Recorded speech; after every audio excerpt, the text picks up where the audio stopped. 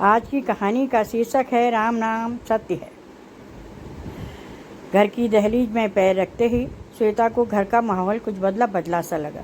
जहाँ पर हर समय सुनसानी सी रहती थी, आज वहाँ चहल पहल हो रही थी। सबके चेहरों से खुशी झलक रही थी। खासकर श्वेता के मम्मी पापा के चेहरे में खुशी कुछ ज़्यादा ही झलक रही थी। पूछने पर जब श्वेता को पता चला कि आज फिर से लड़के वाले श्वेता को देखने आने वाले हैं, सुनकर श्वेता उदास हो गई।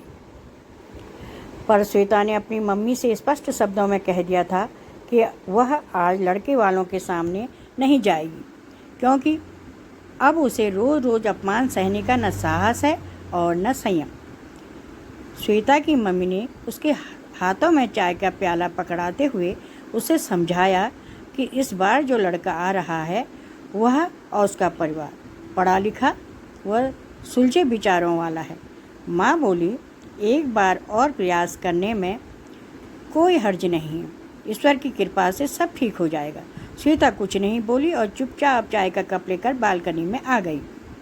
श्वेता जब भी उदास होती थी, अपने घर की बालकनी में बैठकर प्रकृति का नज़ारा देखकर अपने अशांत मन को शांत कर लेती थी। उसके घर की बालकनी से दूर दूर तक दिखने वाला प्रकृति का नज़ारा आँखों को सुकून और मन को प्रफुल्लित कर देता था।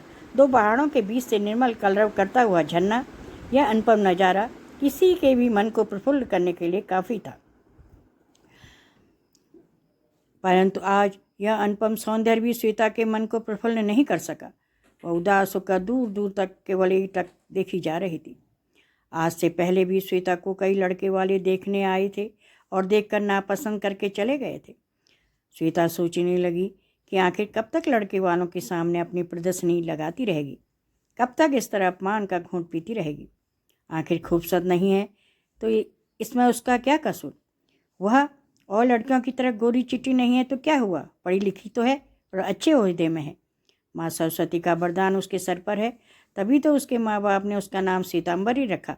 पर लड़के वालों की इस बात की समझ ही कहाँ थी। क्या संसार में उन्हीं का जीवन सार्थक होता है जो सुंदर है? क्या अन्य गुणों का कोई महत्व नहीं? यह सब सोचते सोचते वह अंतर मन तक विचलित हो गई। तभी दूर से आवाज़ आती सुनाई दी। यह आवाज़ थी, राम नाम सत्य है।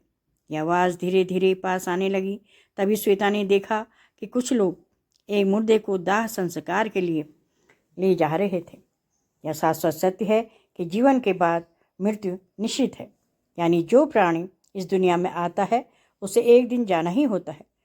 मृत्यु किसी तरह का भेदभाव नहीं करती है, चाहे कोई रंग हो या राजा, अमीर हो या गरीब, सुंदर हो या बदसूरत। फिर ये सब दिखावा क्यों? आखिर जब हमें ईश्वर ने यह बहुमूल्य जीवन तोहफे में दिया है तो इसका सदुपयोग करना चाहिए, दूसरों की खुशी में खुश होना चाहिए। श्वेता को इस बात पर एक अजीब सी अनुभूति का अनुभव हुआ। उसके मन में नए उत्साह का जन्म लिया। वह सोचने लगी कि वह जैसी भी है वैसी ही ठीक है। तब उसने मन ही मन निर्णय लिया कि आज वह लड़के वालों के सामने जाएगी जरूर, चाहे परिणाम कुछ भी रहे। उसने हल्का सा मेकअप किया और माथे में छोटी सी बिंदी लगाकर वह अपने लंबे बालों को खुला छोड़कर जब वह लड़के वालों के सामने गई तो उस समय उसका आत्मविश्वास देखते ही बनता था। उसके इस रूप को देखकर एक बारगी तो उसकी माँ भी चकित रह गई। श्वेता को देखकर लड़के वाले भी प्रभावित हुए बगैर नहीं रह सके। श्वेता की शालीनता ही उन्हें बहुत पसंद आई। उन्होंने श्वेता को पसंद कर सगाई की तारीख भी तय कर दी। सच ही कहते हैं कि हर रात के बाद सवेरा होता है। आपको ये कहानी कैसी लगी? कृपया अपने सुझाव व अपने विचार नीचे कमेंट बॉक्स में लिखें।